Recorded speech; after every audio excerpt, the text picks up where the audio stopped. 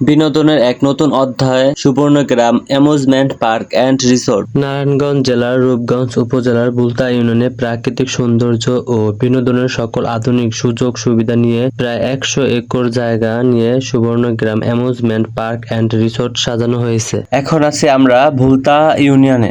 Bhulta union নিয়ে বলতে গেলে ভুলতা ইউনিয়ন নারায়ণগঞ্জ জেলার রূপগঞ্জ উপজেলারই অংশ। এই ভুলতা ইউনিয়নে ঢাকা-সিলেট মহাসড়কের পাশেই রয়েছে গাউসিয়া মার্কেট। এটা দেশের অন্যতম বড় কাপড়ের বাজার। এখানে গামছা, লুঙ্গি, থ্রি-পিস ও শাড়ি কাপড় পাইকারি ও খুচরা পাওয়া যায়। সপ্তাহে সোম ও মঙ্গলবার 2 দিন হাট বসে। রাজধানী ঢাকা থেকে প্রায় 28 থেকে 30 কিলোমিটার দূরে এই সুবর্ণগ্রামের দূরত্ব।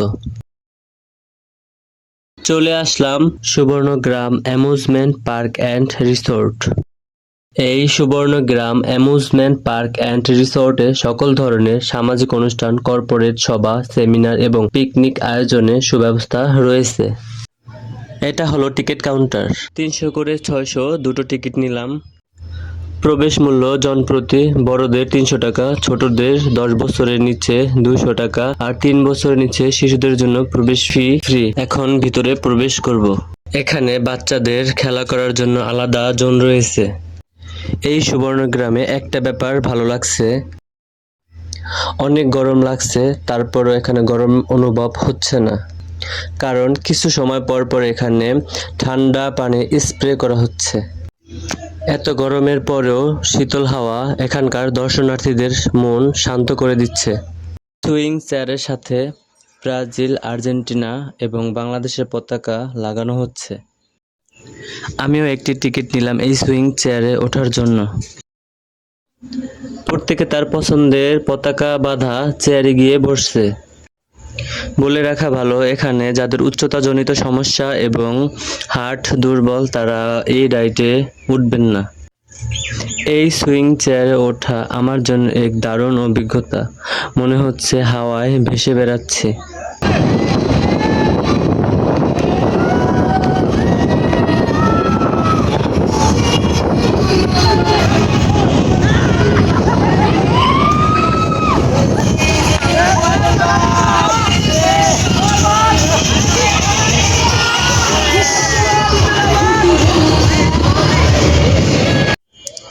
2026 সালের এইচএসসি শিক্ষার্থীদের বিদায় সহশিক্ষা কার্যক্রমে সকল শিক্ষার্থীদের সংবর্ধনা।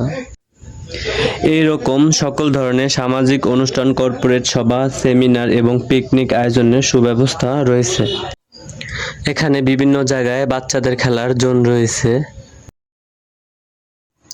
সুবর্ণগ্রাম পার্কে মোট 18টিরও বেশি রাইড রয়েছে। এগুলো হলো ferris wheel, bumper car, speed boat, disco coaster, pirate ship, swing chair, horse car, road train, safari taxi, আরও রয়েছে কীর্তন।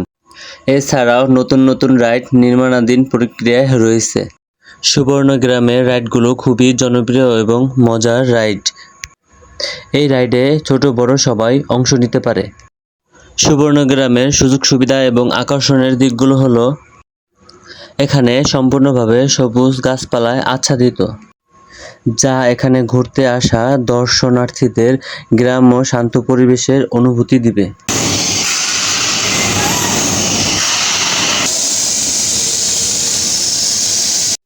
এখানে ইতিবাচক দিকগুলো হলো, ঢাকার খুব কাছে হওয়ায় একদিনের ট্যুরের জন্য এটি দারুণ। প্রবেশ মূল্য কম এবং সম্পূর্ণ পার্ক জুড়ে হাঁটার ও প্রকৃতির মাঝে সময় কাটানোর পর্যাপ্ত জায়গা রয়েছে।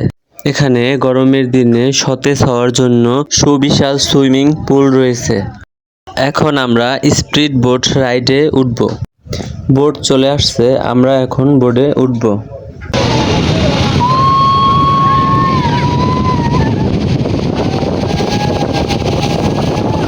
এ এক দারুণ অনুভূতি। স্নিগ্ধ বাতাস মন ছুঁয়ে যাচ্ছে। এখানে ঘুরতে আসা দর্শনার্থীরা সুইমিং পুলে গোসল করছে।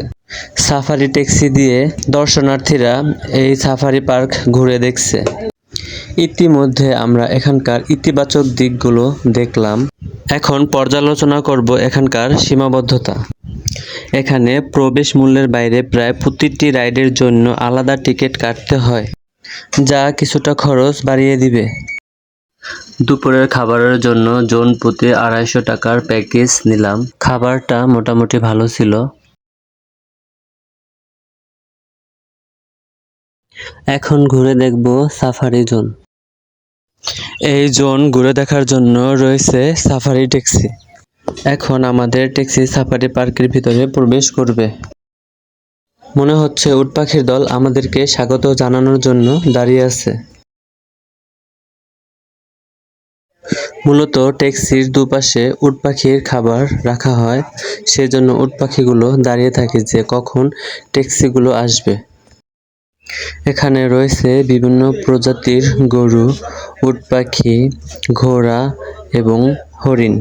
এ যেন ঘোড়া, গরু আর উট পাখির মিতালি। এখানকার পরিবেশ সত্যি মনোমুগ্ধকর। চাইলে আপনিও পরিবার বা বন্ধুদের নিয়ে ছুটির দিনে এই সুবর্ণগ্রামে ভ্রমণের পরিকল্পনা করতে পারেন। দেখা হবে পরবর্তী ভিডিওতে আপনার এলাকা নিয়ে। একটি সচেতনতার বার্তা রইল। একটু লাভের আশায় গাড়িটি কতটা ওভারলোড নিয়েছে দেখুন। আসার পথে পুরোটা রাস্তা জুড়ে এইরকম পানি আর বালি রাস্তায় পড়তেছে। আমরা আর সচেতন কখন হব?